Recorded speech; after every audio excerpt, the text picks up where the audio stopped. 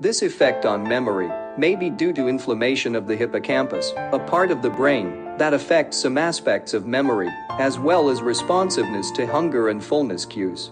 Inflammation is recognized as a risk factor for degenerative diseases of the brain, including Alzheimer's disease and dementia. For example, one study looked at elderly people who consumed more than 58% of their daily calories in the form of carbohydrates. The study found they had almost double the risk of mild mental impairment and dementia. Carbohydrates may have other effects on the brain too. For example, one study found that children aged 6 to 7 who consumed diets high in refined carbs also scored lower on nonverbal intelligence. However, this study could not determine whether consuming refined carbs caused these lower scores, or simply whether the two factors were related. Healthy, lower glycemic index carbs include foods such as vegetables, fruits, legumes, and whole grains. You can use this linked database to find the glycemic index and glycemic load of common foods.